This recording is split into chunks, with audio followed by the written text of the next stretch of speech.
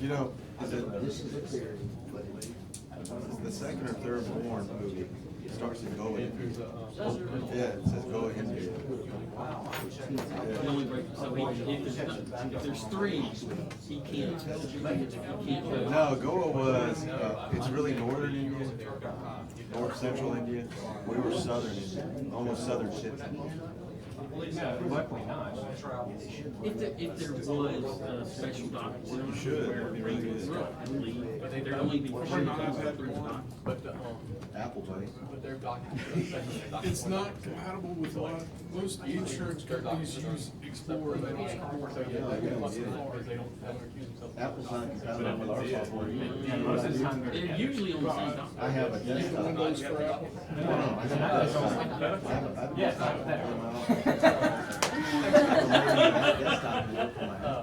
Sorry, I didn't I notice. did when I was in India. On the other side of the world, one button. They don't have to mess with drive. That's what I was thinking. Yeah, but it's about $1,500 more than mine.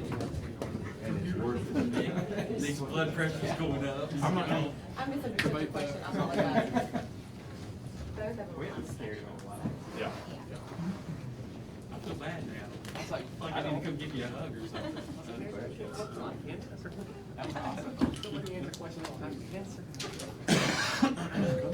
Welcome, everyone. I'm now calling this meeting to order. Please stand with us. We'll be led in prayer by Alderman Gallagher. Please remain standing for the Pledge of Allegiance that will be led by Alderman Ferguson. Heavenly Father, we come before you tonight to thank you for this day that you provided for us, Lord. I pray that you would be with our children as they go back to school tomorrow, Lord, that you would keep your hand over them, Lord, keep them safe. Lord, I also pray that for this special election, Lord, that you would give the people wisdom, and Lord, that you would watch over us and keep us safe. In your name we pray. Amen. I pledge allegiance to the flag of the United States of America and to the republic for which it stands, one nation, under God, indivisible, with liberty and justice for all.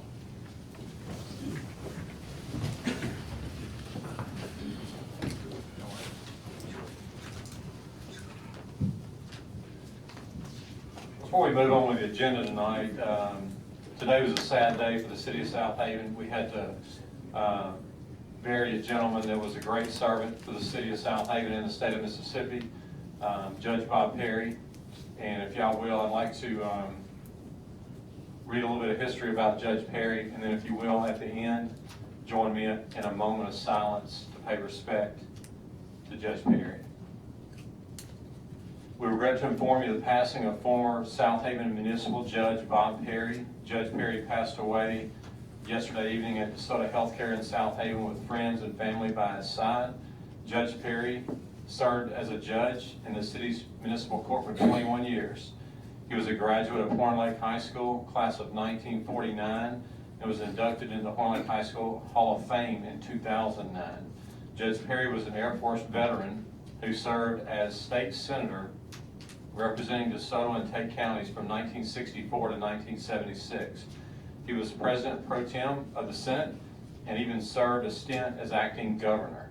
Judge Perry later served as executive assistant to Governor Cliff Finch from 1976 to 1980. Judge Perry was admitted in the Mississippi Bar in January of 1964. His original law firm was founded in Horn Lake, and then he and his partners moved the firm to Southaven in 1967. Judge Perry often volunteered his time to serve as a judge for the annual Southaven Springfest barbecue competition. Judge Perry has also been a lay speaker and organist in the Methodist Church. We're very thankful for Judge Perry's contributions to our state and our city. He'll be missed by many. If y'all will join me for a moment of silence to pay respect to Judge Perry.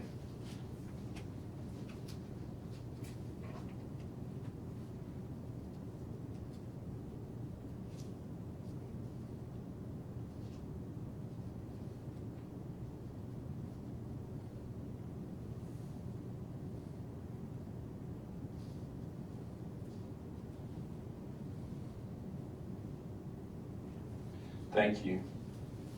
Okay, next on our agenda is approval of minutes for the July 19, 2016 meeting.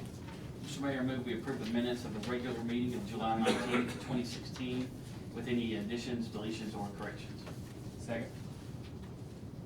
We have a motion by Alderman Payne and a second by Alderman Kelly. Is there any discussion? Hearing none, roll call. Alderman Kelly. Yes. Alderman Payne. Yes. Alderman Gallagher. Yes. Alderman Ferguson. Yes. Alderman Flores. Yes. Okay, and that motion carries. Next on our agenda is the Rasco Road MOU and bid authorization. Mr. Nick Manley.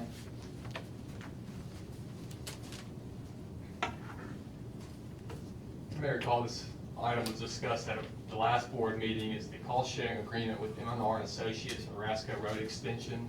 The agreement, since that time, we had a couple of issues worked out with the other side, or with M&R Associates, as it relates to the cost and sequencing of events. The MOU will allow for the city to split the cost with M&R and Associates, which is required to build half the road pursuant to our ordinances for the subdivision. The city will be the entity bidding out the project. Before we go to bid, M&R will provide an irrevocable letter of credit in the amount of $209,900, which represents their portion of the project. And then we will then, during the course of the project, either invoice them for over 4 months for the 25% or draw down that letter of credit for their costs associated with the project. We'll go to, this MOU will allow us to go to bid as well. We won't go to bid until we get the irrevocable letter of credit from M&R Associates. And then the timeline, after we go to our last bid, we have 9 days to award the bid, or the MOU expires and neither party will have any obligations under it. So that's kind of the big picture of the MOU. I'm happy to answer questions. Dan Cordell's here as well, as far as technical specific questions you have about the design. But tonight, bring this for your approval. M&R Associates has signed it and agreed to it. So tonight we would need approval for the MOU and then a separate motion to authorize going to bid on the project. So moved. Second. Okay, this motion's on the MOU. Yes. Right, okay. So we have a motion by Alderman Ferguson, second by Alderman Gallagher. Is there any discussion? And I will say that, just make it clear for the minutes too, that the city has been wanting to do this project obviously for a while, from a public safety standpoint, have Rasco run all the way through. So I think it's, the city is able to cost share for this MOU. This is exciting, Mayor. We've been waiting on this a long time. I agree. Is there any other discussion? And just as a reminder, I think everyone understands this, I mentioned at the last board meeting, but this extension is the short distance going east from Sweeney Road, where it dead ends now by the fire station, and it will connect to the home. So just that short stretch will then make Rasco an east and west corridor that reaches all the way from Getwell on the east side all the way to Highway 51 on the west side. So we think, in addition to public safety, it'll also serve as a help with traffic mitigation moving east and west. So we think it's great for our city. This is coming out of the bond issue, right? The funding, Our portion. I can defer to Chris and Mayor on that. I don't know. Yes. Thank you. We had, after the other projects from the bond we issued a few years ago, all the other ones there, roughly there's about 600,000 left in that.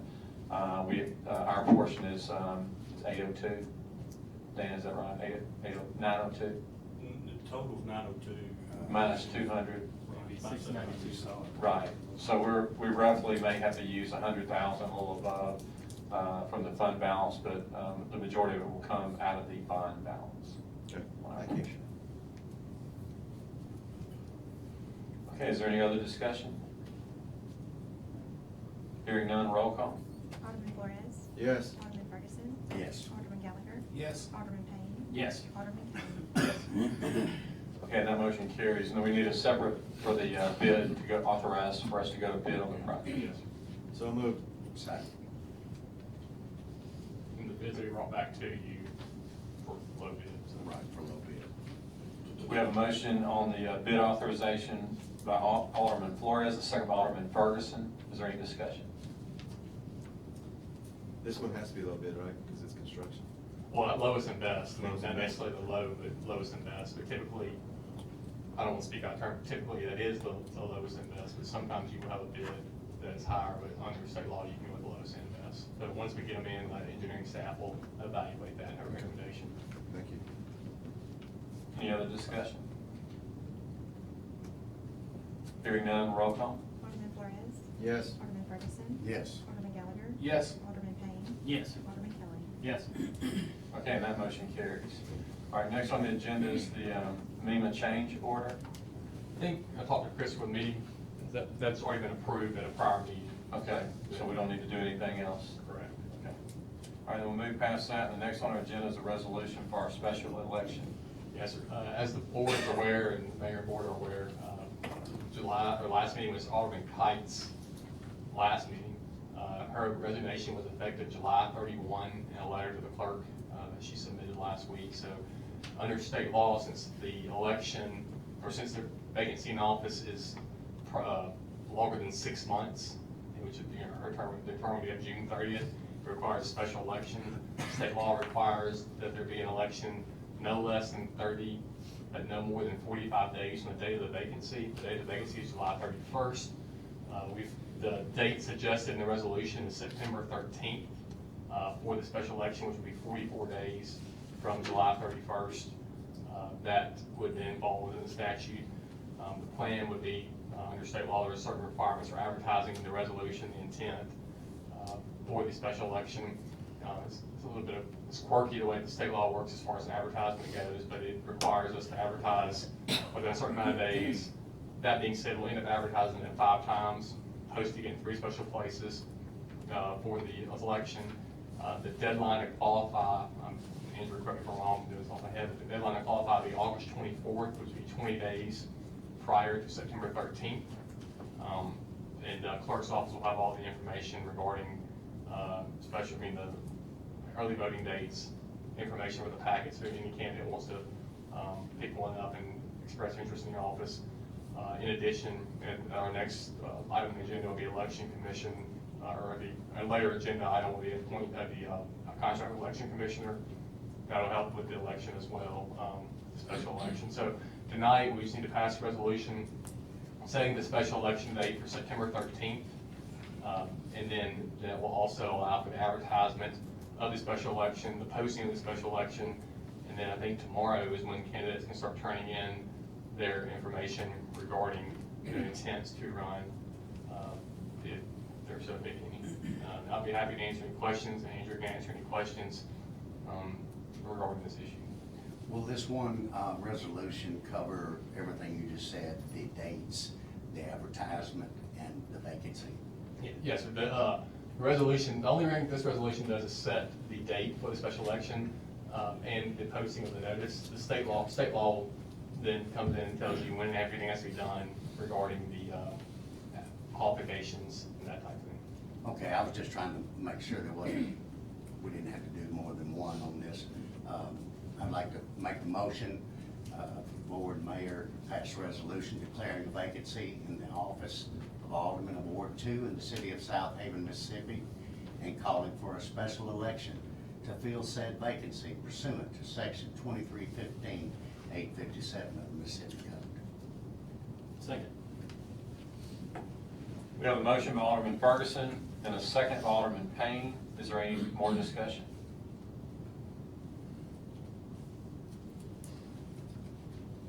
Hearing none, roll call. Alderman Kelly. Yes. Alderman Payne. Yes. Alderman Gallagher. Yes. Alderman Ferguson. Yes. Alderman Flores.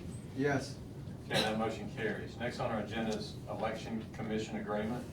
This agreement is with Barry Chatham in the amount of, it depends, if there's a runoff for the election, it's $1,475 without a runoff, $1,000 to assist our city clerk's office and the city with the special election. And tonight I recommend this for approval. So moved. Second. We have a motion by Alderman Gallagher, a second by Alderman Kelly. Is there any discussion? Hearing none, roll call. Alderman Kelly. Yes. Alderman Payne. Yes. Alderman Gallagher. Yes. Alderman Ferguson. Yes. Alderman Flores. Yes. Okay, and that motion carries. Next on our agenda is appointment of another election commissioner. I believe this is our last one. We had, at the last meeting we discussed, we have four, we needed one more, tonight was on the agenda I for. believe Alderman Gallagher has the, Yeah. Okay. Danny's office. okay. So we need a motion, the person is, that would round it out, be our last one is Danny Thomas. So we need a motion to appoint Danny Thomas. I'll make it motion. I'll second it. We have a motion by Alderman Ferguson, second by Alderman Gallagher to appoint Danny Thomas to the election commission. Is there any discussion? Hearing none, roll call. Alderman Kelly. Yes. Alderman Payne. Yes. Alderman Gallagher. Yes. Alderman Ferguson. Yes. Alderman Flores. Yes. Okay, and that motion carries. Next on our agenda is a resolution for the filing of liens. This resolution is for giving the city authority to file the liens for those properties that have been cut already or condemned and cut. These resolutions will then be, or liens will then be turning to assessments upon the September, October meetings where they go into the assessments pursuant to state law. But tonight, it's just being a resolution to authorize the filing of liens for these properties for the grass being cut, that was condemned properties. Mr. Mayor, I move we adopt a resolution of the Mayor and Board of Aldermen of the City of Southaven adjudicating the cost of cleaning property, imposing a penalty, imposing a lien of the same against property. Second. We have a motion by Alderman Payne, second by Alderman Flores. Is there any discussion? Hearing none, roll call. Alderman Flores. Yes. Alderman Ferguson. Yes. Alderman Gallagher. Yes. Alderman Payne. Yes. Alderman Kelly. Yes. And that motion carries. Okay, next on our agenda is a request for board approval for supplemental agreement number 3 for the Elmore Road South and supplemental agreement number 2 for the Elmore Road North construction projects. Mr. Dan Cordell. Thank you. We have two tonight, and I guess I need two separate motions. The first is supplemental agreement number 2 for Elmore Road. This is the northern section. It is basically a change order. Supplemental agreement is what the state uses in this matter. It's basically a quantity adjustment for some overruns. It is a request for an increase of $23,455.98. As y'all know, this work has been completed. This is not the final change order. They're still doing quantity adjustments to come up with a final. But this is within the contingency fees that were originally set up in the project, so it's not an increased payment from y'all. Y'all have already sent your money in. This is just a justification of the quantities that have overrun in some areas. I request y'all's approval of this supplemental agreement authorization for the mayor to sign. Said agreement. So moved. Second. We have a motion by Alderman Flores, second by Alderman Gallagher. Is there any discussion? That's for change number 2, right? That's for number 2 on the north part. There was two sections. They'll kind of be in the cutoff. This is next the one will be northern number 3. The next one's number 3 on the southern portion, 2 separate contracts. Is there any other discussion? Hearing none, roll call. Alderman Kelly. Yes. Alderman Payne. Yes. Alderman Gallagher. Yes. Alderman Ferguson. Yes. Alderman Flores. Yes. Okay, and that motion carries. And I know it doesn't equal out, but the next one is the supplemental agreement number 3 for the southern portion. It is a deduct, same thing, it's a adjustment of the as-measured quantities in the field. It's a deduct in the amount of $4,042.04. Again, I request y'all's authorization of this change order and approval for the mayor to sign. So moved. Second. We have a motion by Alderman Ferguson, a second by Alderman Kelly. Is there any discussion? Take a deduct wherever I can. Me too. That's why he ended with introduction. With that deduction. Come on, Frank, calm down. Any other discussion? Hearing none, roll call. Alderman Flores. Yes. Alderman Ferguson. Yes. Alderman Gallagher. Yes. Alderman Payne. Yes. Alderman Kelly. Yes. Okay, and that motion carries. Thank you, sir.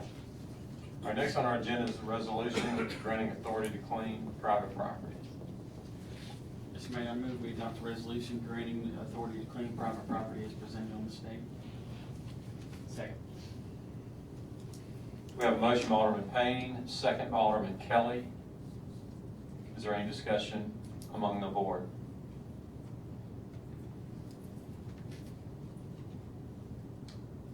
Hearing none, is there anyone in the audience that owns any of the mentioned properties that would like to speak?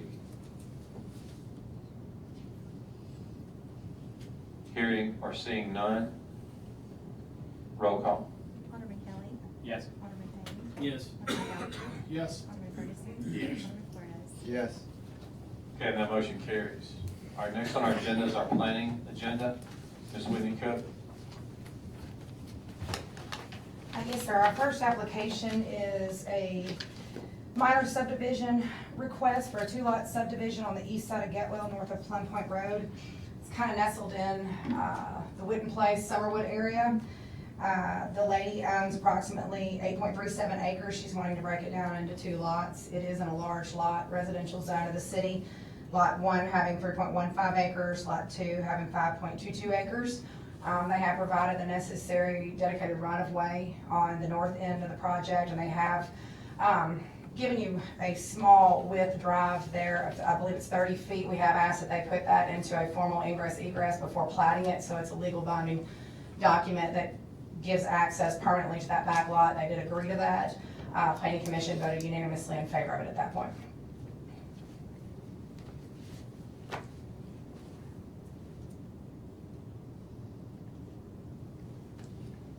Is there a motion to approve item 1? I'll make that motion. Can you tell me, I'm sorry, I need a second. I'll second. Okay. Can you tell me exactly, I can't. There should be an aerial photo It is, following and that. I can't find the street, so There's the street Mary Jane. I see it. You know, it kind of dead ends at both ends. This is that no man's land in the middle that just has driveways that access these lots. Like I said, they've given us the extension area for that road, but it's not built out at this point. Are they not already building back there on partial? There's one house already in existence Okay. on this. I think what they want to do is break out the back half to give to a family member. Okay.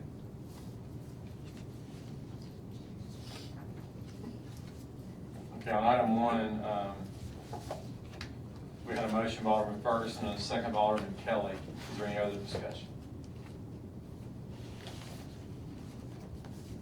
I did have one comment, Whitney, you know, the ingress egress, again, I mentioned in the past, because of the trouble we've run into, having clarity that it's not a city street. So will this be a city street or just a private egress? No, this will be a private drive. The right-of-way that they dedicated for Mary Jane Lane will be publicly dedicated once the road is built out, but the ingress egress that is going north and south from Mary Jane Lane down to the second lot will be a private drive.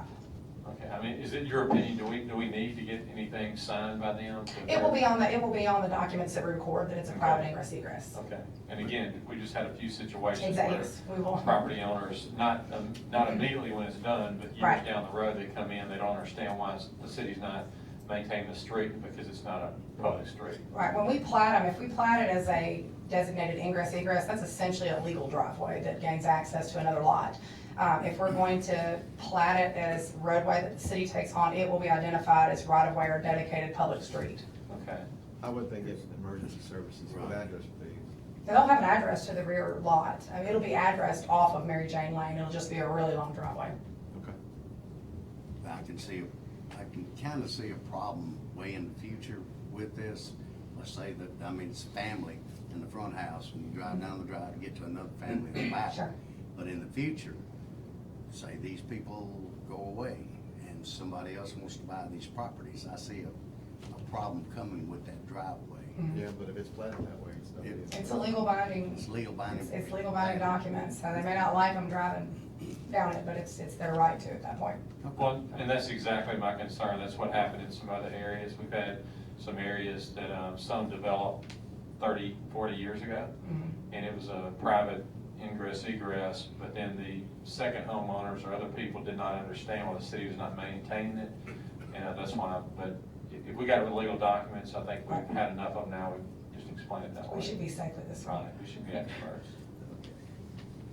Okay, is there any other discussion on item 1? Hearing none, roll call. Alderman Kelly. Yes. Alderman Payne. Yes. Alderman Gallagher. Yes. Alderman Ferguson. Yes. Alderman Flores. Yes. Okay, motion carries on item 1. Item number 2, we have an application by Billy Frazier for a veterinarian clinic on the northwest corner of Getwell Road and Cherry Place Drive. It's in the Cherry Tree subdivision, the actual PUD. It's gonna be your northernmost entrance just south of College Road. Basically, we've reassured the planning commission, and staff is reassured as well, that there will not be any outdoor kennels, which was a requirement for this approval. As you can see on there, it's designed to be residential in appearance. It does have a pitched roof, architectural shingles. It's compiled with brick and stone. It does have cedar accent on it. The only thing that the planning commission requested to change was the architectural shingle color. You'll see the building elevations in there, and you'll see the sample materials beyond that. It's kind of orangish red. We toned it down to a weathered wood. You can see it right past there. We've toned it down to a weathered wood, and they did agree to that. Once that agreement came into play, they did vote unanimously in favor of it. Okay, you'll see it right past here. It's there.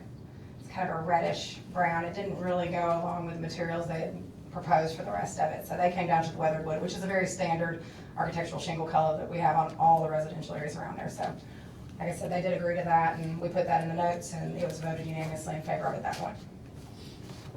I'll make that motion. Second.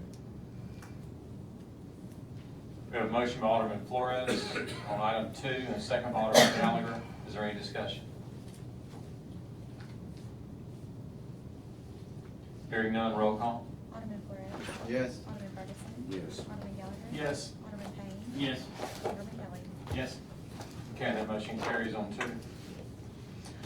Item number 3, we've had many discussions on. This has been in front of the planning commission a few times, a town hall meeting. I've had a few aldermen actually attend some of these meetings. This is the Pinewood Development, and this is the property, approximately 280 acres on the south side of State Line Road between Tullahoma and Getwell Road. In 2005, the comprehensive plan was amended to allow mixed-use development in this area as opposed to large lot residential. We had an application come in that requested to obviously use the hard corners for commercial, bring in some office, and then on the interior provide plain business park. At the first meeting, at the town hall meeting, obviously we had a lot of opposition, mainly due to the warehousing. 3 different alternatives were brought into play. What you see here is right before the last one, and essentially what this did was shift the plain business park more towards the interior, provide an area of common open space on the south side to aid buffering Ainsley Park, which was existing hardwoods and pines. And it actually pulled them in and brought a buffer yard along State Line Road a little bit further back, so people in the Valley Grove area were not actually staring at retail.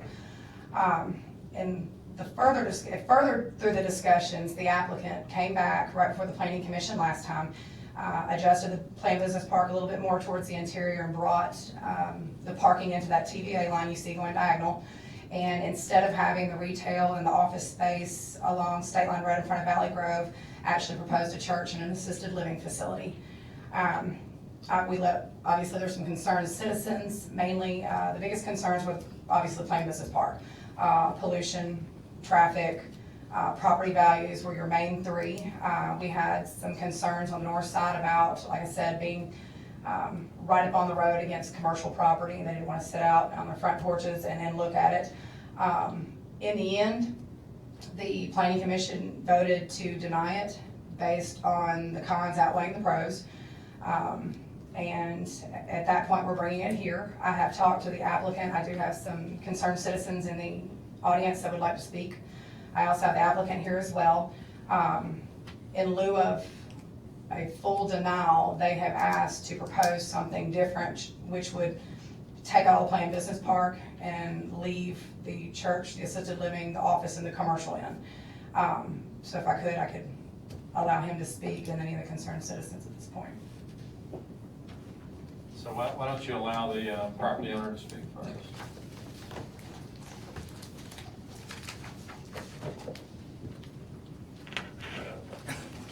Good evening, Mayor and Board. My name is David Baker with Fisher Arnold. Address for the record is 9180 Crestwood Hills Drive, Memphis 38125.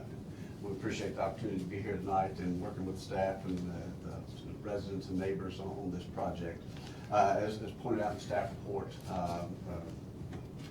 and staff presentation, that there was a rejection recommended by the Planning Commission.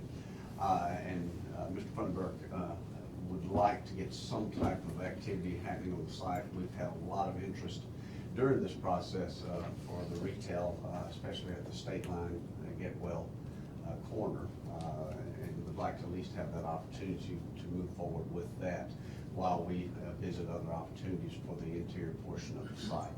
Having said that, I'll be glad to answer any questions, and appreciate again working with the city.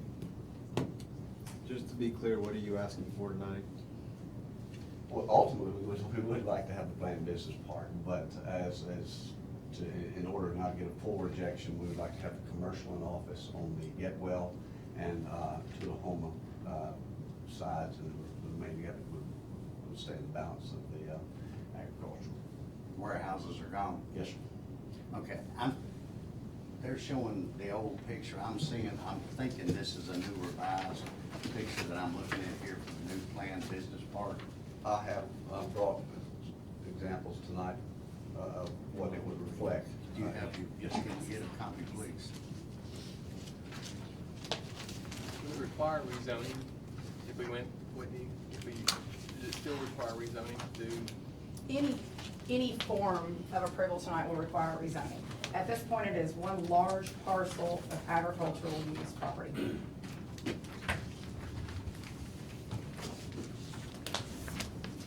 I give it up. How many of these do you have? I brought 12, 11 or 12. I was gonna say, I'm gonna Can you hand give out. one to him, please? Yeah. Thank you. Thank you very much. You have one, Jeff? He's here. What was the answer that you asked? Do we need to rezone? She said any approval. My question was, even with the revised plans, does it require a rezoning? And Whitney said yes, it would. So you still rezone it. What would it be rezoned the same? I'm sorry, what? What would be the rezoning on it? If we're gonna go with just the hard corners and the office areas, what we would do is take that portion and rezone it essentially to C1 or C4 office. What I would suggest, and what we've talked about several times with the citizens, is to do a blanket commercial. There are some uses that they weren't very excited about. I can say I wasn't very excited about them myself if you do a blanket C4 or C1. So the staff report you have in front of you, which was the original staff report, will itemize out some things we would like to remove from that. So in light of doing a straight C4 zoning, we would probably just take those sections and do small PUDs on them with itemized uses on them, which would still be a rezoning application. So you'd still be rezoning it, but you'd be doing a different rezoning that's. Instead of doing a huge My 280 question acre is this, rezoning, did you have a hearing on the rezoning? of just these smaller portions? Yes. No, this came up Friday. Since the last. Friday. I stated that we would put the request in front of the board, and whatever motion is made, to either bring it back to the planning commission or make a decision here. Well, my concern would be, just talking out loud, my concern would be we haven't had a hearing on a commercial rezoning. I don't think this board could be the first board of impression, or the first board to hear. I think you'd have to have a board, other one to hear. I'm sorry, go ahead. The planning commission did hear the site plan, and I believe the main objection was the planned business park. So they did hear the case, and so it has been heard with the commercial. But was there action taken on it? With just the portion of commercial and office, no. Not just that. Were you here for that meeting, Whitney? Oh, yes, And so was I. about 3 or 4 times. So I guess my. They did not okay this plan. The planning. They denied the plan, the That's old right. plan there. That's correct. Okay, so my thinking is that our planning commission would have to meet on this one on a rezone or not. Can we let our city attorney, would you answer that for us? My concern would be if there has not been, of course I wasn't at the meeting, but if there was not any action or anything presented for that specific alternative to be a C4, C1 zone, then you'd have to have a hearing for that portion of it. I don't know if you come, my concern would be tonight, if we considered anything that was voted on or considered at the original meeting of the planning commission, that it didn't have a hearing, if you will, for that particular rezoning question, rezoning application, if that makes sense. Now, because at the hearing that night, it was done as a planned business park. It was done as a mixed-use development. Mixed-use development, and that was voted down. That was voted down. So, and then tonight, obviously a C1 and C4 is different from mixed-use development, Well, or is it? I would caution from doing a straight zoning either way. We would still do a mixed-use development because you have office uses and commercial uses, church uses and assisted living uses, and what he's newly proposing. Would your office be willing to recommend a change to a C1 or C4 tonight? No, we don't want to do a blanket rezone to a C4. What I said, just like in our report, our commercial areas, we worked it off of a master list of C4 uses, but because it was a PUD, you can take out uses you don't want and uses you do want. You can add in strip centers, car washes, things like that. We removed, which is allowed in a C4 zone, but we didn't want to see in this commercial area. So it was already tweaked into a PUD form for the commercial corners either way. But to answer your question on presentation for what you're looking at now, no. That was not an alternative that was brought in front of the planning commission. But what we're proposing tonight still is gonna be a HUD. Yes, It's sir. just the planned business portion is removed and left in the ag district. I mean, I see, I'm not the judge. I see everybody's point. I think most everybody that's been involved with this, they know that that land's going to develop to something, but they just knew that they did not want any more warehouses. And you took those out, but I think we need to have a little time for the residents in that area to look this plan over and get this approved, you know, the proper way. I'm not sure if we're taking the right approach to this or not. Nick, are we clear? I mean, can we even look at this tonight? I think you can definitely look at what's being presented, absolutely. I mean, definitely what was presented to the planning commission can be looked at. I think the questions are looked in, voted on, acted on by this board. I think the question's coming, can this board take action on something that, this is where I'm getting confused, I guess, myself. Can this board take action on something that may or may not have been presented to the planning commission? And it sounds like it was presented, but there was no action taken? Is that what I'm understanding? Well, I think that the misconception here is this is all a conceptual design that had sections of uses all through it. There is another alternative that, like I said, this is not the final alternative. The final alternative that was given to the planning commission that was voted down still involved the planned business park in there. It did remove the retail strip or the retail area along State Line Road and put in an assisted living in a church area. There was some maneuvering of the buildings, but essentially the overall plan was denied at the planning commission primarily based on the warehousing. It was asked by the chairman of the planning commission, would the applicant remove the warehousing for approval, and at that time, not his fault at all, but that discussion had not happened with his property owner, so he wasn't prepared to make that agreement with the planning commission. At that point, they voted unanimously to deny. And Mr. Manley, isn't the planning commission recommending body to this board? Correct. And then this board could take the action they see fit, whether it's to send it back or to take it. I agree with you. I think my concern tonight would be this board taking action from the standpoint of doing that. I think this board could table it for further review by the planning commission / planning director, planning office. I guess we have had a hearing on the property, but you're correct. The planning commission is simply recommending this board has ultimate authority. So tonight, just so the board's also aware, you do have the authority to basically say we don't agree with the planning commission whatsoever, and we vote to go with what was presented and disagree with the planning commission. So the board maintains that authority as well. So I'm not trying to defer, but it's a board decision tonight from how it stands. But the board's options would be to uphold the planning commission recommendation, or which would be denied, or overturn the planning commission recommendation and say, we disagree, we want this here, we'll vote for this. I think another option too is to table for further review based on the recent changes that were presented on, I guess, Thursday or Friday. Now, I guess my thought would be though, just as the attorney, I would want to hear from the planning directors, like, what are your thoughts on? Well, I mean, if those are the options, I would much rather table than deny or than to approve at this point, because honestly, I haven't had a lot of time to review the newly submitted documents. Getting it on Friday and Saturday and Sunday and hearing it on Tuesday. I think we're working towards a cohesive development. They've made some big concessions on their side, it sounds like. We're still working with a lot of the residents, trying to make sure that we get what they want in there. So if it's up to me, I would recommend tabling at this point. There are still two other things that need to be answered, though. We never really got a clear answer on the question. If there's been an amendment made by the property owner, but it's not been brought back in front of to have another hearing about it, since there's a proposed amendment, but we don't know exactly what that is other than just the comment of taking the warehouses out. So Nick, my question to you is, by law, does there have to be another hearing regarding the amendments, or could the vote, for example, could the board vote tonight to approve it without the warehouses, without there being a hearing? I would caution against the board voting tonight to approve it without that being presented. Needs to have a hearing?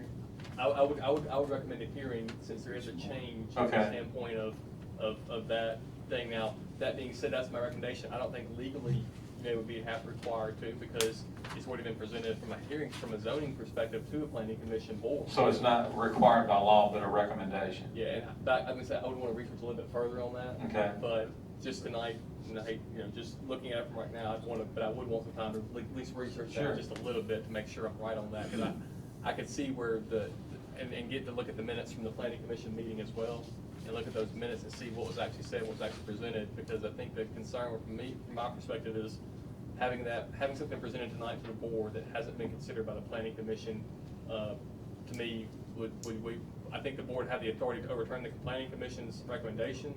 The issue would be tonight doing something that has not been actually reviewed by the planning commission, and when our planning director is also saying she'd like a little more time to review it as well. That would be my concern tonight.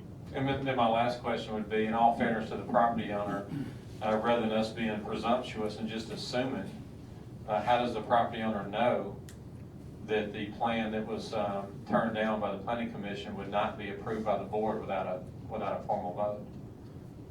I don't know that. So I mean, that's what I'm saying. If you table it, you're not telling the property owner anything. He doesn't know if it's been approved, or because even though the planning commission recommended that it be turned down, for it to be officially turned down, the board of aldermen have the ultimate authority to turn it down. Correct. So before they go to Plan B and go through another hearing with another design, I think they need closure to their original proposal, because there's not been any formal city action on it. I agree. Now, I agree. If the board is tonight wanting to definitely take action on what was presented to the planning commission, I think it seems like everybody's on the same page with that. Which would not prevent them from making another amendment and going back through the process. Correct. So to me, and the board can do whatever you want, to table it or do whatever, but I would suggest that you give the property owner a clear answer. He's come before you to ask for there to be approval based on what was submitted at the hearing, and then for him to know what the answer is, yea or nay, there needs to be a board vote on that. May I ask a question? Yes, sir. If it is voted and rejected, is there a time period that we have to wait to refile, or do we appeal it with the new information that was brought forth tonight? That's a good question. Well, that was exactly my question. I was gonna ask Nick, if we deny this application, and that's the one we're denying, not the one we have in our hand, this is their doom, then that gives him a clear line that we stand behind our planning commissioners and say that that's not acceptable, and we're not gonna take that. Now, during that,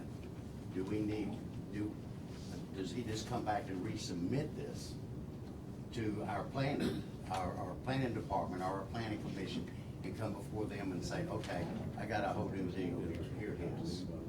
Yeah, It would have to come in front of us as a new project altogether, starting from scratch. Okay, but that would work better denying this tonight. If his And- owner wants an answer, a formal answer tonight, yes.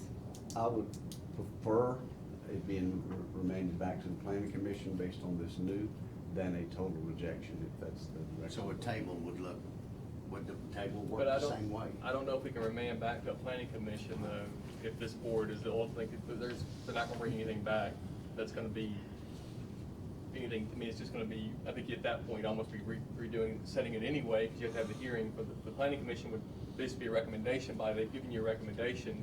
If you change it, the planning commission or planning department could say, we need to have the hearing for that particular change. But I don't, that's the question is, does that, the question tonight, which I'll need to research, is does the change in the structure, in the, plan itself require a new hearing? Okay, and that's kind of what my question was too. If we don't deny this, let's say we table this tonight. Okay, that just means he goes back before the planning commission to me and submits more changes, and these are his changes that he's showing, which would shorten your period of time rather than a straight denial. I understand where he's coming from, but if we were. And that's kind of my concern. Tabling it expedites it for a yay or nay a little quicker. Okay. And Because that's what we're looking for. if we do start over the process again, I mean, they have formal applications, Right. public notices, new fees, and it goes into about another 3-month process. But if I So- table it, can he bring it back to the planning commission with Well, if you changes? table it, you have to untable it here. Once he finds out Right. what we can and can't do, he may find that it's just a recommendation from myself and the residents and a decision here. He may find that it's a formal recommendation back from the planning commission. But I But think you if we could table, we always- can at least get an answer from Nick But first. you could always rezone this, and that's my point, is tonight the board could rezone it as presented. Yeah, they can rezone it as presented, As yes. presented to the planning commission, this board could overturn the planning commission and rezone tonight. Right, or do a flat denial and Yeah. back to planning commission. Rezone it to what he's presenting tonight. Yeah, you could I would think you could overturn the planning commission on that tonight. And hear what he has to say with this new proposal. Well, And then you'd we be can rezone. overturning it, you'd be approving what's overturning He'd submitted. still be overturning it. And see, that's my point, and I see we got someone in the audience wants to speak, we're gonna get right to you, okay? That's my thing, if I'm the property owner, and I'm not speaking for you, I'm asking you, if there's no vote, the planning commission is an advisory board. They have no authority to make a decision for the city of Southaven. These people here make the decision for the city. So if I'm a property owner, even though it's been recommended that it be turned down, I wanna hear, ultimately, I want it to be a formal decline. But I mean, I guess what I'm asking you is, if you don't want to vote, if you table it, then you never will know if you would have been approved for the warehouses. You see what I'm saying? So if you're willing to make that sacrifice without even knowing how the board's going to vote, I guess that's your call. But, Yeah, I think we probably have a pretty good feel of how the board will vote, but we don't know that for sure, but, I just know as a property owner, if I wanted the warehouses, I would want to be officially declined before I went to before I compromised. But I'm not, I guess that's your call. But if I heard you right, and I may not have heard you right, can this body tonight not overturn the planning commission's recommendation and rezone it to what it is, right, what he's about to propose, as long as what he's proposing does not include the warehouses? Yeah, I think you could. That question becomes, you're basically hearing something that has not been, you're Had a formal considering hearing. something that has not been considered about formal hearing pursuant to our ordinances. Well, I You're think seeing a I'm- plan that has not been, you're seeing a plan or on a piece of paper that has not been considered about at the formal hearing date. So to err on the side of caution, it would be better to uphold the planning commission's recommendation and then let them go back and have a formal hearing. You could do that. I can see where the mayor's coming from with that. That's what I'm saying, you're never answering their initial proposal. I mean, Right. and that's the thing again, I mean, not that we don't respect our planning advisory board, because we do, or we wouldn't Right, put them on the right. board. However, they have no authority. Right. The authority rests with this board. So if they present it with the warehouses and there's never a vote on it, it's never been declined. And that's what I'm saying, if I'm the property owner, I wanna hear a decline before I go to Plan B. Unfortunately, we do that, and to me, seems to be the best way to go, but if we do that, then they go back into the hopper for a 3-month process. But is there a way to do that without the delay? That's what I was trying to come up with the table. There's not. Not that I'm aware of. Well, we got a unanimous from denial from the planning commission. And, I mean, and that's why I think he's erring on the side of caution. Right.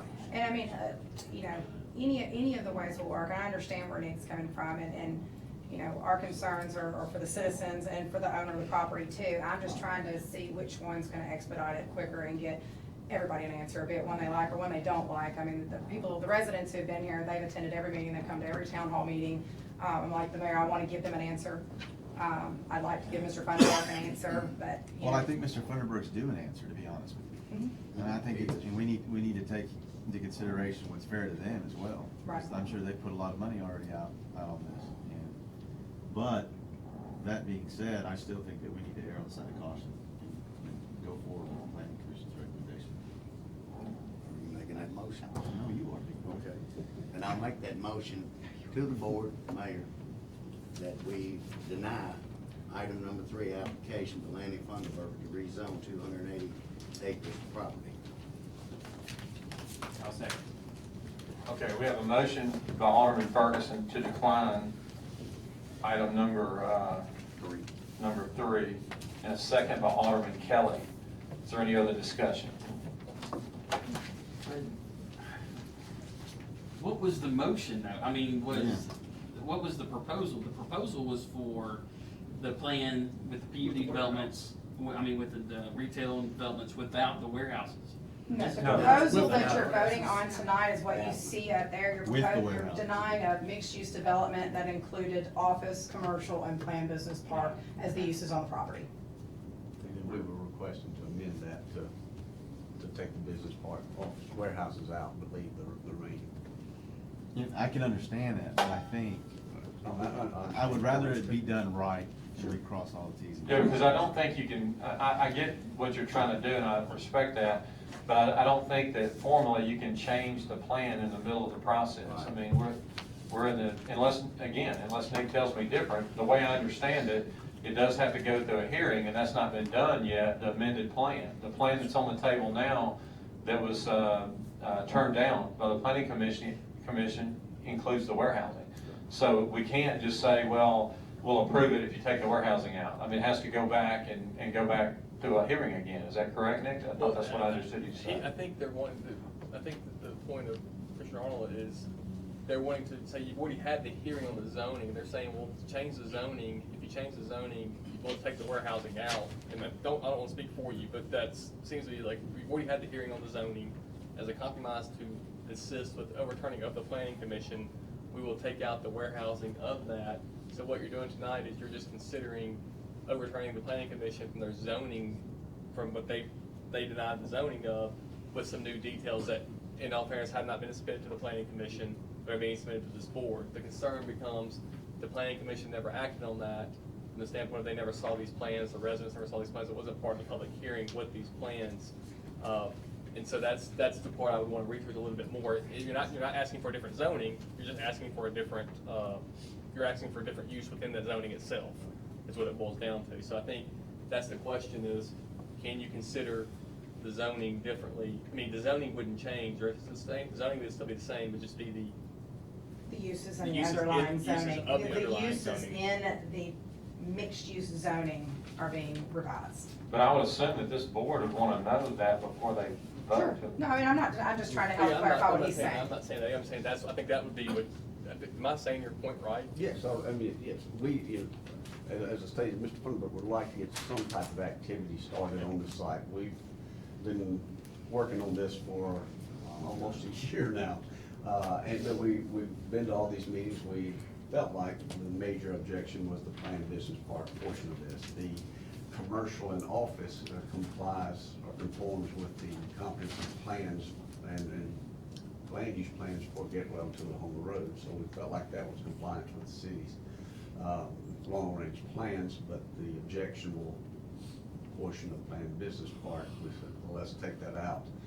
Let's do some more market research of what could go in that place. But while that's going on, let's get some activity, because like I said, we've had numerous inquiries about the properties at the corner there. So that's our intent. It's not to confuse anybody or anything like that. It's just, like I said, we've been at this for quite a bit of time, and we'd like to have some. And I hope this will help, just to help clarify for everyone, excuse my non-governmental time frame attitude, but things take so long.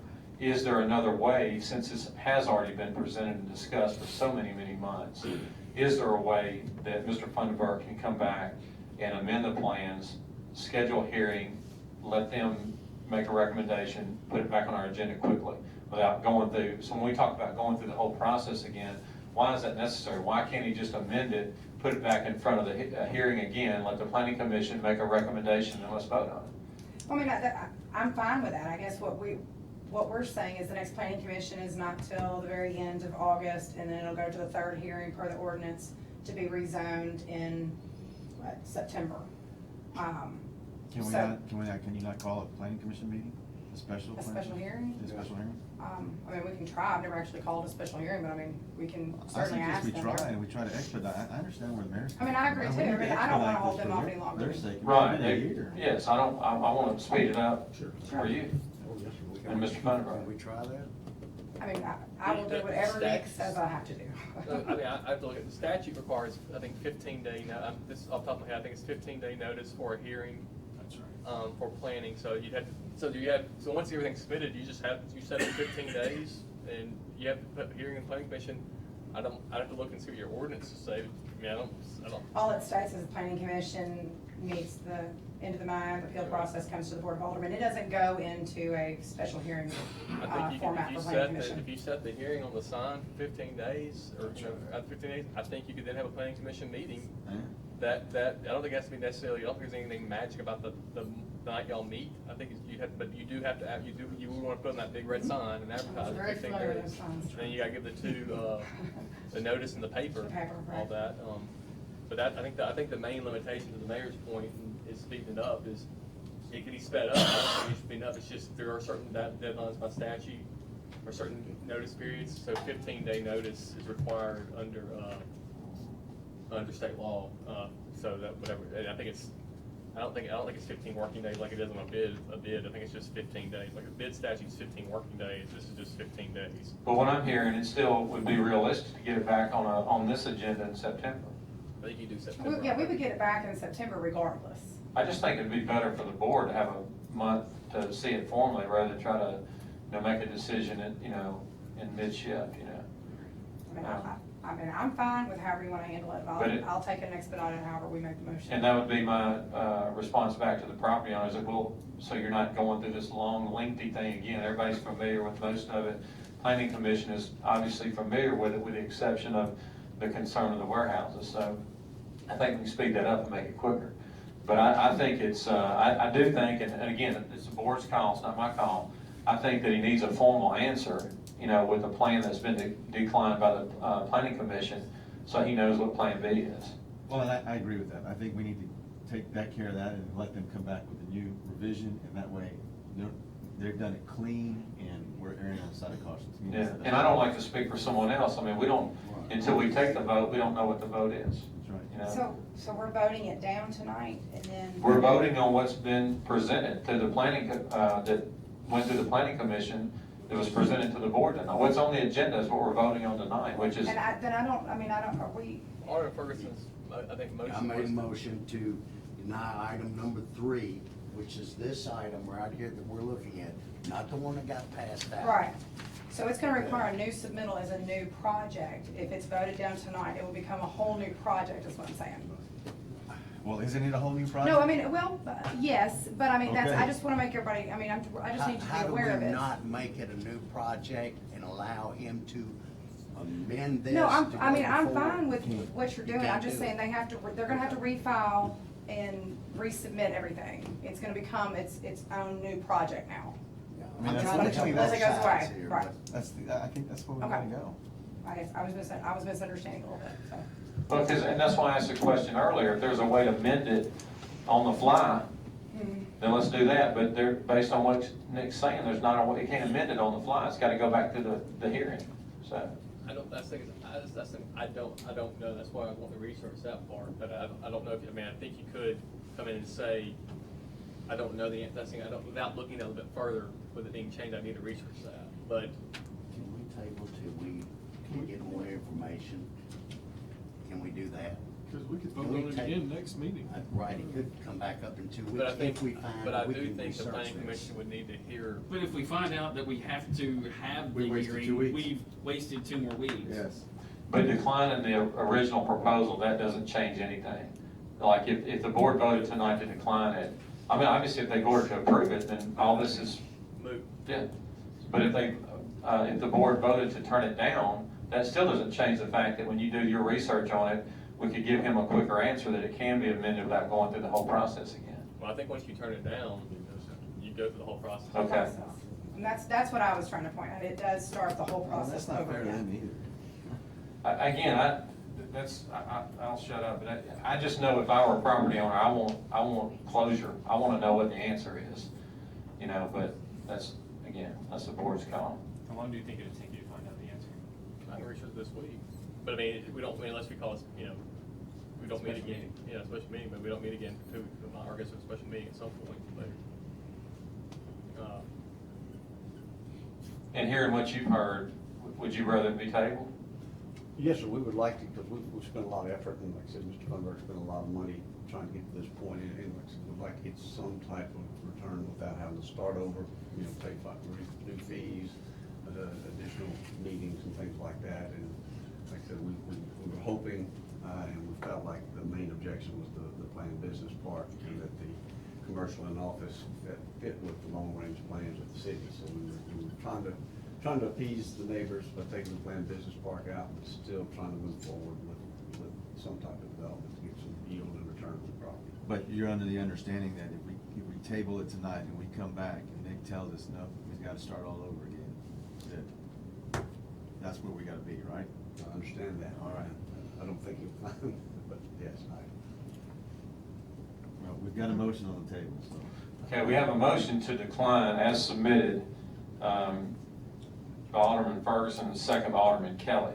So do we want to rescind that motion? I make a motion to rescind my motion to deny item number 3. Okay, and then is there a second to rescind it? Okay, I guess we can do that. A motion to rescind the original motion by Alderman Ferguson and a second by Alderman Kelly. Is there any discussion about rescinding that motion? Hearing none, roll call. Alderman Kelly. Yes. Alderman Payne. Yes. Alderman Gallagher. Yes. Alderman Ferguson. Yes. Alderman Flores. Yes. Okay, that motion carries, so we rescind that, so we're back to where we were. So now, before we decide to table it, I did promise the gentleman in the audience a chance to speak. So would you please come forward?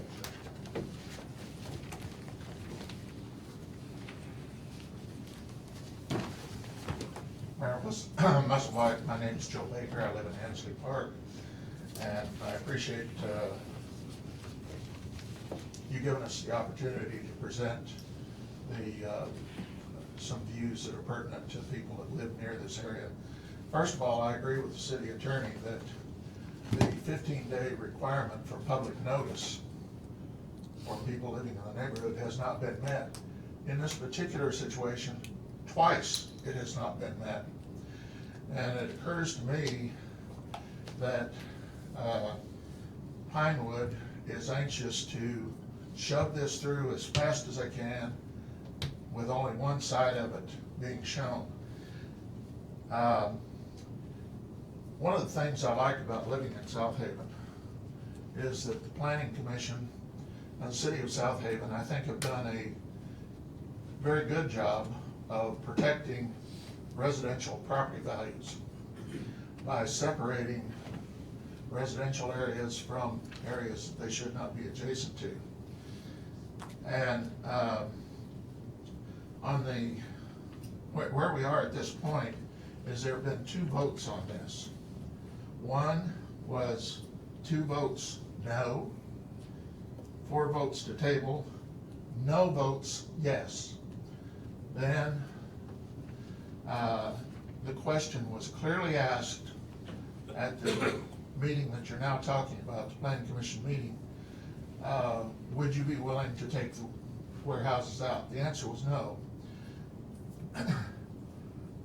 There are lots of vacant spaces in existing warehouse areas west of 1620 State Line Road. There's a number of vacant spaces in there. The concern of the people of Ansley Park and some of the Chambliss divisions, which that involves 490 homes. We did some very careful research about what the future zoning of this would mean if the warehouses went in. I understand that we've backed off from that some, but if the warehouses went in, for the 490 homes, there would be a loss of $8.5 million in property value almost immediately. We checked a house that was just north that sold roughly 2 weeks ago. 4,800 square foot house, originally a $400,000 house. It sold for $290,000. There's another cheaper house in another warehouse area, and it was originally a $180,000 house. It lost $18,000. These are actual sales. So I'd be interested to know what you're comparing it to. What year was the house worth that much? The $400,000 house sold last week.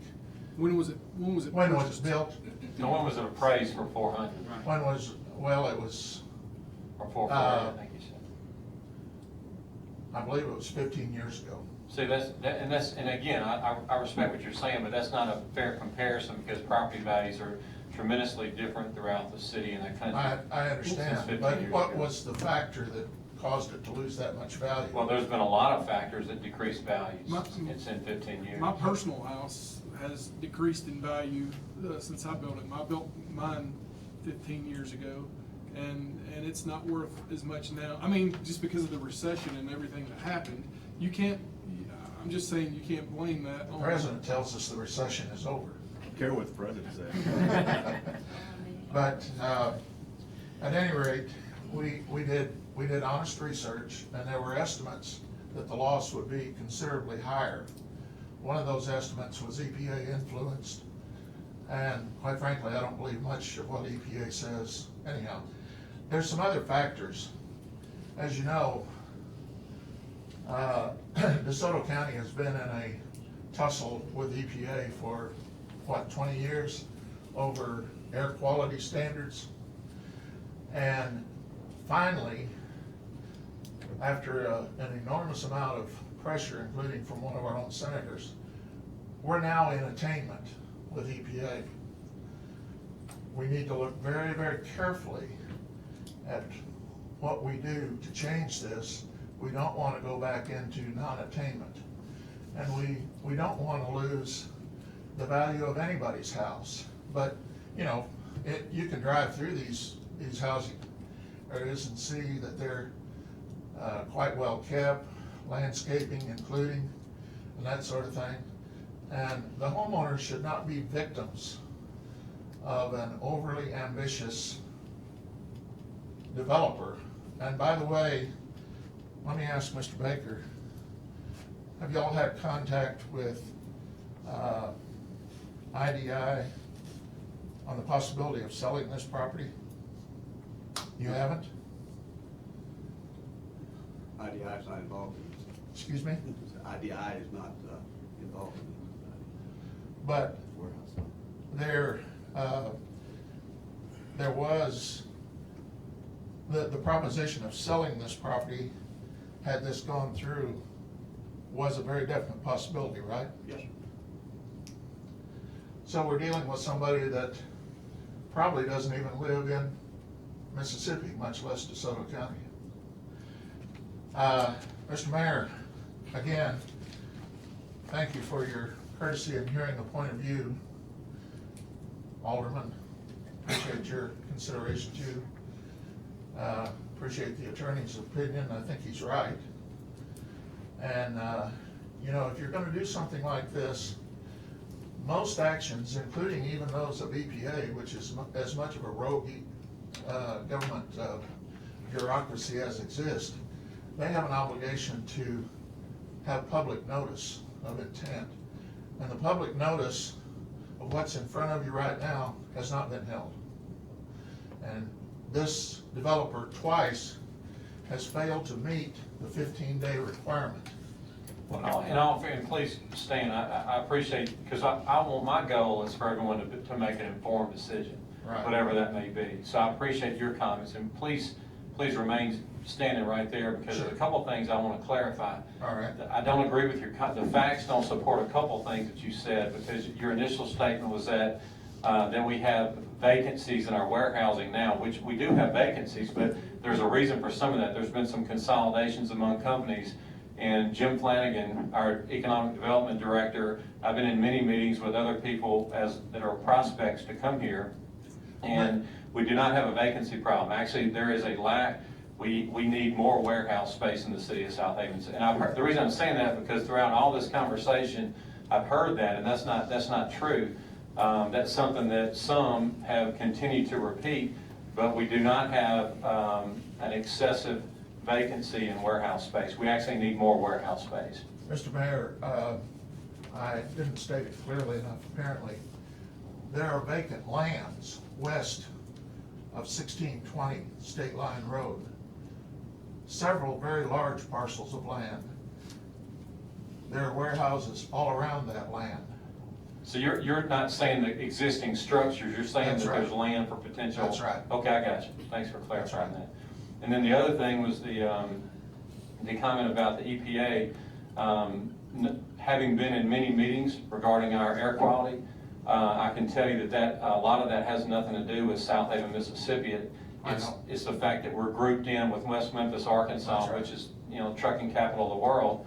And so a lot of our air quality attainment was not caused by the truck traffic here in Southaven, it's caused by the exposure to West Memphis. I was involved in some EPA tussles in the 1990s.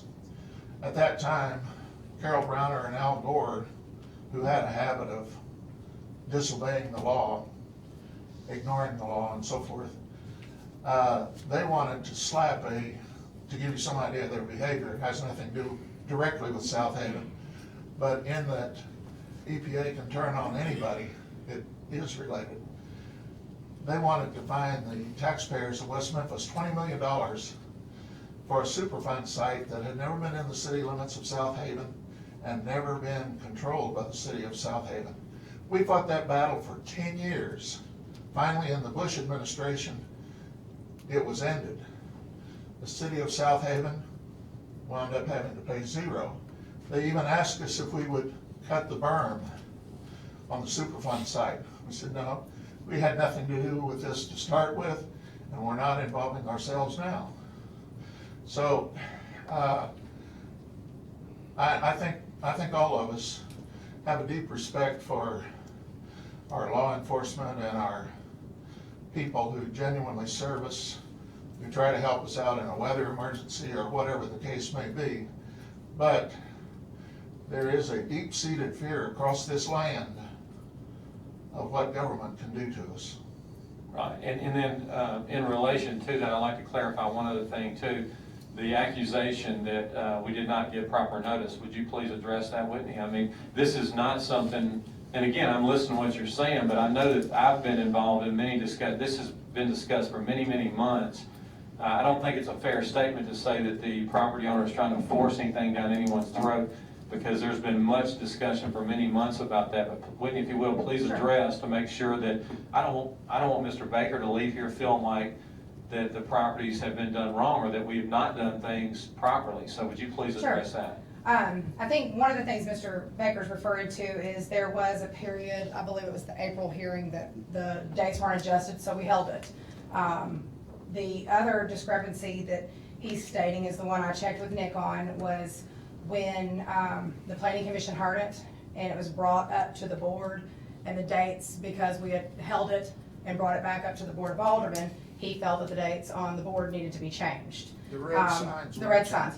Were not changed. You said since it had had its formal hearing at the planning commission date, that we didn't have to go back and change it. I think Debbie verified that while I was out of town. Okay, you had a planning commission hearing. We had the planning commission hearing. At that hearing, And it was tabled until the next meeting. And since we had that formal hearing, you said the dates didn't have to be changed. Correct. Mr. Baker, he respectfully disagrees with that. But that was giving more, actually more time. It was more, and we've had town hall meetings, and Mr. Baker's not on our email list, but I have a huge list of emails from the property owners and the HOAs. I've sent them all the stuff immediately when I get it, and been in correspondence with them since November. And we have a good rapport with them. We've tried to keep them informed of every change that's come on, all the way down to the change by removing the warehouses. We let them know Friday. So I feel like we've been very open about it and very just forthright with it. I would say to you that Whitney's office has been cooperative with us. Thank you. Well, the hearing that I would respectfully disagree with Mr. Baker that when you had a hearing and you table it, the hearing notice Stands. that stands. And that's who I verified it with. That you give, that you had a hearing date, you tabled at that hearing date. I don't think you had to re-advertise for the hearing at that point. I think you would just have that, at the hearing, it was then tabled to another hearing. Right. And at his request, though, we did ask the city attorney to make sure if there was something else we needed to do formally, just to make sure we were doing it correctly, and we wanted to do that, and we did. That was at the last hearing, the last board meeting. I mean, I think, as you just listen to everybody talk, I can look into it, but I mean, does the planning director or planning office have a recommendation with the revised plans? I mean, like I said, we got them Friday. Honestly, I haven't taken a huge look at them. There were some other things that needed to be tweaked that were kind of fine tuning, like I said, up against Valley Grove. I think we've about got that dealt with. There's a couple of the mores that I still want to go over, just some minor things with them, but otherwise, like I said, the warehousing coming out would appease the residents. We did inform them, though, the planning commission, when those come out, the infrastructure improvements that were promised to State Line Road and things like that are also removed as well. We informed the planning commission of that, so, I mean. Okay, wait, all right, now, all right, let me make sure I'm hearing you right. So Mr. Alderman Ferguson was here during virtually all of this. Correct. That's good. I wanna make sure I'm hearing you right. So you really haven't looked at the changes yet. I mean, you got them on Friday, you probably looked at them, but you really Yeah, I can't got make them a in an email, recommendation one way or right, the no other. hard copies, got them in an email, talked to David on the phone and said, what do you think about this? I said, well, we can just bring it up there and we'll see how they wanna make a motion. It seems clear to me after hearing the additional information, the fair thing to do for the property owner and all the residents and the board is to give them time to let Nick do some research on if there can be an amendment. So it's my recommendation to the board, we do table it. I agree. I think it'd be fair for everybody if you do table it this morning. But we don't have to necessarily make it a restart, do we? Don't we control Technically, that it process here? shouldn't. No. And it may be that it can be just reviewed and handed back up here after review from the planning department. It may be that it has to come back down, but I've never had to go through the process in this manner. So, I mean, I'm like the mayor, I'd rather have the research with Nick first. Well, I thought also, my research will be quick, it'll be done tomorrow. I mean, is the planning, I don't see it being a big issue. I think that it's gonna be giving your office time to give a recommendation at that point. Because that's gonna be. I mean, I feel pretty, as long as I can get to the residents, and if I need to get to the planning commissioners, get to the planning commissioners in a timely manner. My office has looked at this so long and in such detail that if it's just the removal of that and a little tweaking at Valley Grove's State Line Road area, then I can get a recommendation up pretty quick. I can't promise that my planning commissioners, who are volunteers that come in once a month, are gonna be able to get in, and I can't promise that I can get to the residents in time. I mean, we can try, obviously. We can call another town hall meeting like we did. Whatever your research says we have to do, we'll expedite it as quickly as possible. That's all I can promise. But still, worst case scenario, if Nick does research it tomorrow and says that we can't do that, then basically it's just a matter of posting for another hearing, and then we can letting the planning commission, after their meeting, we can put it right back on the agenda immediately. Right. And then so in September, we can do that in September. Right. Go ahead, Nick, I'm sorry. I'm just getting confused on why it has to be a new project. If it's denied here, the project's being denied as a whole. I thought we were denying the rezoning. That is the project. It's a plan unit development project, and the planning commission voted to deny the overall project. So that PUD request has been denied. On the And- 25th of August. Right, it leaves it as a parcel of agricultural property again. So that being upheld here, and it's brought back to a 280 acre piece of land, it has to start the process back over. I mean, it'll essentially have a lot of the same details and won't be nearly as in-depth for the applicant. He can do some tweaking, but we have to act like it's a whole new project. It's about $4,000 to reapply, and we take it back through the process as we would. Now, we can expedite a little quicker. Instead of going to the third Tuesday for the board meeting, we can come up to the first board meeting after that, whatever planning commission we fall through with. We also control the fees though, don't we? I mean, yeah, the fees are on the application and in the ordinance. I would plead with you all, Mr. Manley and Mr. Mayor, that whatever you do, you give the residents of the area time to respond, give proper public hearing. And, you know, we've had to do some research too on the question of the $8.5 million in loss of value of the 490 houses. We spent some time on that with consultants. And Well, this is the first time that's been heard. On the 25th, it was voted down, and no residents were heard at that time. And I didn't think that was an insurmountable problem at the time, but bringing it back up again does make it a problem. I just think in fairness to everyone, since there's still some question marks out there, and board, I'm not speaking for y'all, but I would think if I were in your shoes, there's too many unanswered questions tonight, and I want the board to have a fair chance to be completely informed before they make a decision. So that's why it's my recommendation that we do table it after hearing everything I've heard tonight. Did you want anything else from me, sir? No, if you want to speak, is there anything else you want to say? You have the floor. Well, I've got a quick question for Mr. Baker. I've made the main points. Go ahead. I know you've been through all this, you've been to all the meetings, you've seen all the plans, and I firmly believe, I think the residents should have a chance to look at the new revised plan, new revision. But my question to you, and I'm not gonna hold you to this, but knowing everything you know, taking the warehouses out, is that something that you would be in favor of, you could live with, or? Certainly. Certainly? Certainly. Okay. The warehouses were the most damaging aspects of this, but if we're going through the process of approving something through the planning commission, as the mayor's pointed out, they're serving probably gratis, aren't they? Pardon? They're probably serving without salary, are they not, the planning Yes. commission? Yes. Okay, so they're like everybody in this room.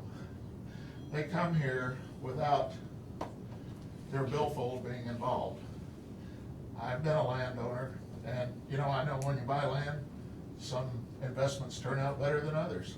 Right, but I mean, all these people are residents of Southaven, so property Yes. values do affect Yes. them. Yes. And also, that's why they're willing to serve on the zoning, on the planning commission, because Sure. decisions do have an impact on the overall financial health of the city as well, which affects them and their taxes as Amen. well. Amen.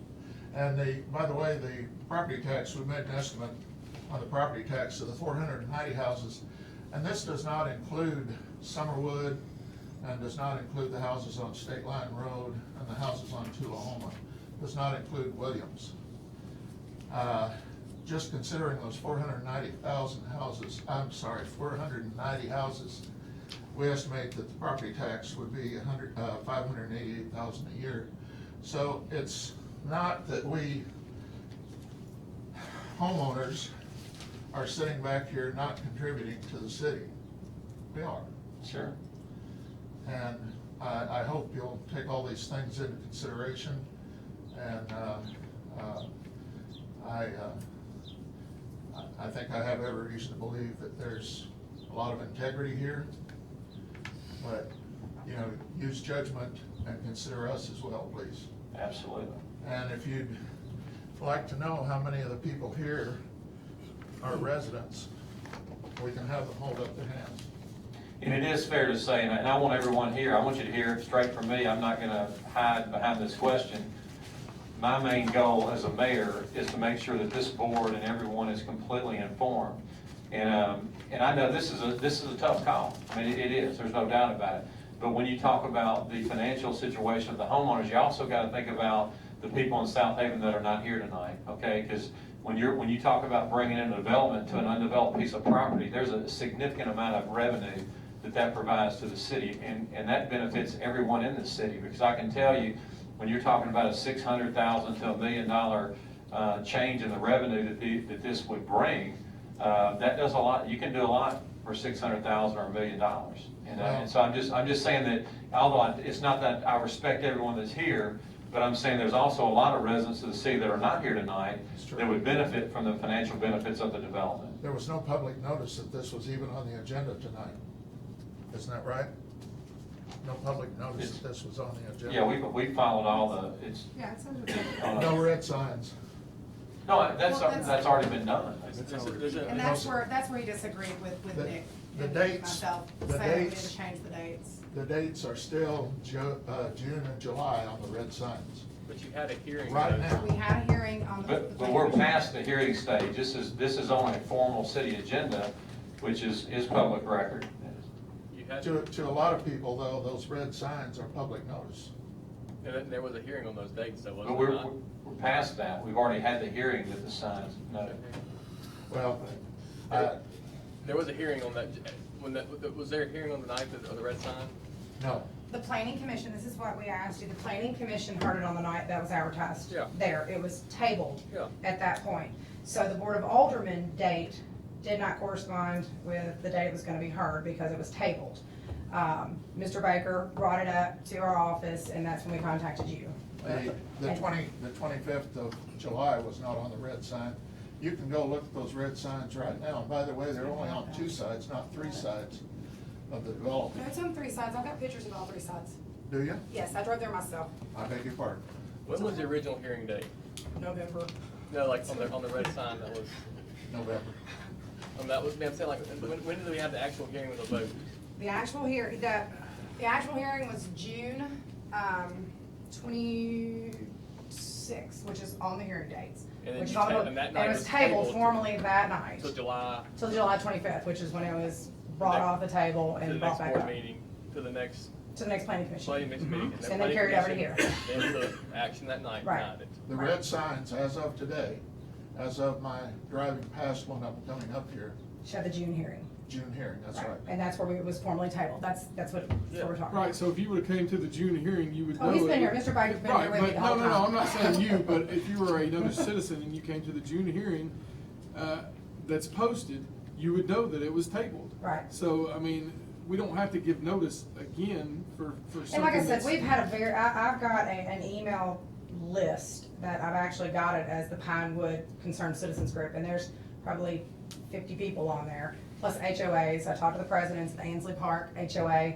and a couple of other people. And then I submit to them everything, any changes, any date changes. I'm trying to keep them as informed as possible. Mr. Baker comes by and picks his hard copies up at the front office. So, yeah. But you had a hearing at the June meeting, the June meeting was Yes, we tabled did in have July. we had a hearing in the June meeting, and it was formally tabled at that point. They just weren't on the exact dates that the signs said. I think we've met our burden. No, man, my question is that the hearing you had, the June hearing you had was a date Had that was. Pinewood on the hearing, and it That was was the day formally it was tabled. advertised on that red sign? Yes. Oh, okay. Okay. And in hopes of moving on, so we can go on to our other items, I appreciate you coming forward, Mr. Baker, and speaking. Thank you for that information. It's very, very useful.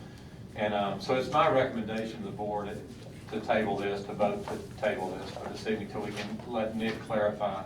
Well, you're gonna wanna table it to do further research on further revisions on the further review of the submitted plans tonight, which you're tabling for. Okay, is there a motion to do that? So moved. Second. We have a motion by Alderman Gallagher, second by Alderman Ferguson. Is there any other discussion about tabling it? Hearing none, roll call. Alderman Kelly. Yes. Alderman Payne. Yes. Alderman Gallagher. Yes. Alderman Ferguson. Yes. Alderman Flores. Yes. Okay, and that motion carries. Okay, next is item 4. Very simple. Bell Point, Section D, in your general notes, it requires a 10-foot utility easement along all the street frontages for those lots. In the development phase of this, we found we need to increase that to 20 feet along the road frontage, and we just need a Scrivener Errors recommendation so we can go change it at the Chancery Clerk's office. So moved. Second. We have a motion by Alderman Flores, second by Alderman Ferguson. Is there any discussion on 4? Hearing none, roll call. Alderman Kelly. Yes. Alderman Payne. Yes. Alderman Gallagher. Yes. Alderman Ferguson. Yes. Alderman Flores. Yes. Okay, and that motion carries. Thank you, Whitney. All right, next on our agenda, my mayor's report, just to update you on a few things. Obviously, there's a lot of concern about the construction at Goodman and Getwell, the traffic with school starting tomorrow. Obviously, it's going to be a difficult situation. There's no two ways about it. We have been in touch with MDOT engineers. We'll tell you that there's an MDOT engineer that will be on site monitoring the signals to make it as efficient as possible.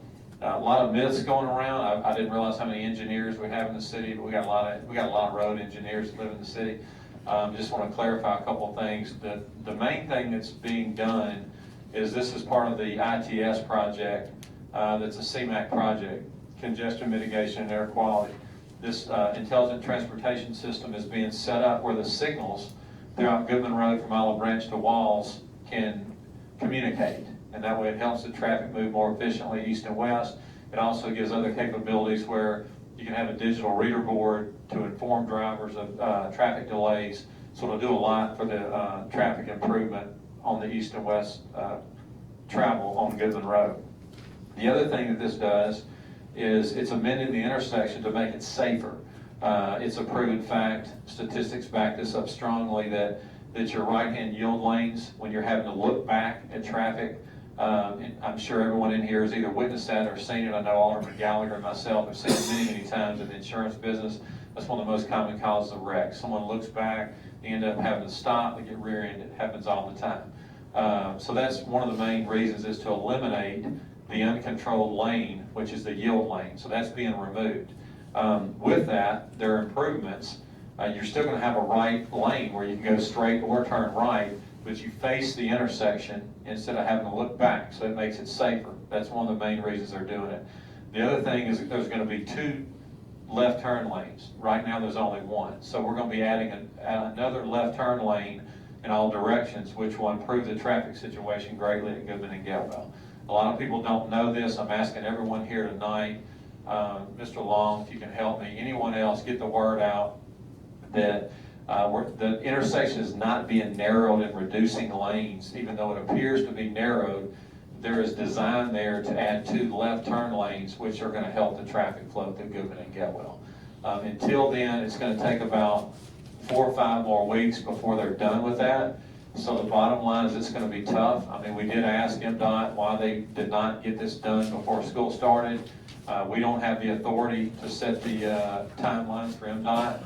We know it's going to be a bad situation with school starting, but MDOT has the authority on their timeline. So we're just going to have to do the best we can and hang tough for about 4 or 5 more weeks. But then knowing that eventually our traffic situation is going to be tremendously greater, you know, at Goodman and Getwell and also at Goodman and Tullahoma. But anyway, I appreciate the questions that have been posed to me. I can't get the information out quick enough. So if anyone asks you that question, please share that information. Everyone, I appreciate it. Tennis expansion. Recently, the board approved design for the new tennis expansion under our Parks Improvement Plan. That design is now complete. That will, again, as we've discussed before, add 8 additional outdoor tennis courts in the current location of the Southaven Tennis Center. There will also be a pavilion in the middle, nice bleachers. It's just set up so much better, you know, to hold tennis tournaments and things like that. So it's really, really nice. But the design is done, and just to give you an update on timelines, the bids will be opened on September 9th. The board will be asked to approve the bid on September 20th with construction starting sometime in October. We plan to have before April of 2017, we plan to have the tennis court. So we've been talking about that, waiting on it a long time, so very excited about that. With the Pine Tar Alley road extension, that has now connected the tennis center to Snowden Park, so we'll now consider that an entrance into Snowden Grove Park on the east side off Malone. So the park, the new complex will be the Snowden Grove Tennis Complex. But we're excited about that. Last thing, just to remind everyone, our budget decisions are coming up. We will have a budget hearing at our next board meeting, August 16th. That's all I have this evening. Next on our agenda is our personnel docket.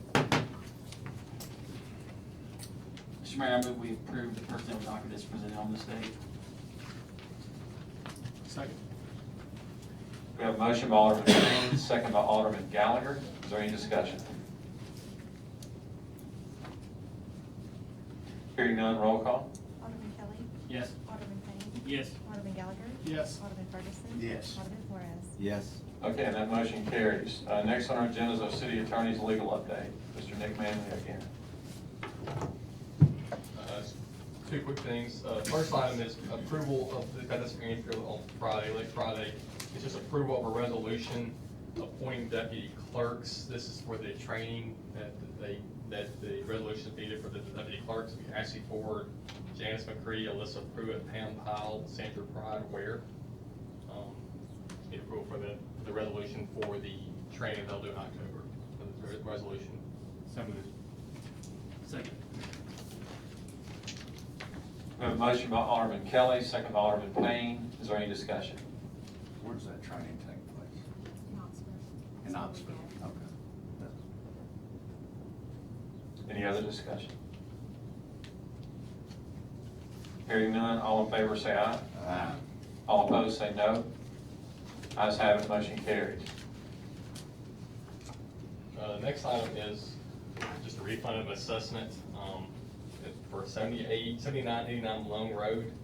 Just cut the property, put assessments. The property sold after the assessments were, after the assessments were levied, in the amount of, there were some liens on the property which we'll deduct, but the assessment refund would be an amount of $1,122. So moved. Second. We have a motion by Alderman Gallagher, second by Alderman Ferguson. Is there any discussion? Hearing none, all in favor say aye. Aye. All opposed say no. Ayes have it, motion carries. Okay, next on our agenda is our claims docket. Mr. Mayor, I move we approve the claims docket in the amount of $2,331,198.90, including demand checks and payroll. Second. We have a motion by Alderman Payne, second by Alderman Flores. Is there any discussion? Hearing none, roll call. Alderman Kelly. Yes. Alderman Payne. Yes. Alderman Gallagher. Yes. Alderman Ferguson. Yes. Alderman Flores. Yes. Okay, and that motion carries. Next on our agenda is there a motion to determine the need for executive session? I'll make that. Second. We have a motion by Alderman Gallagher, second by Alderman Kelly. All in favor say aye. Aye. All opposed say no. Ayes have it, motion carries. The need this evening is personnel in fire department and potential litigation against the city and economic development. Now, is there a motion to declare executive session? I'll make that. Okay, we have a motion by Alderman Payne, second by Alderman Gallagher. All in favor say aye. Aye. All opposed say no. Ayes have it, motion carries. The mayor and board will now enter executive session.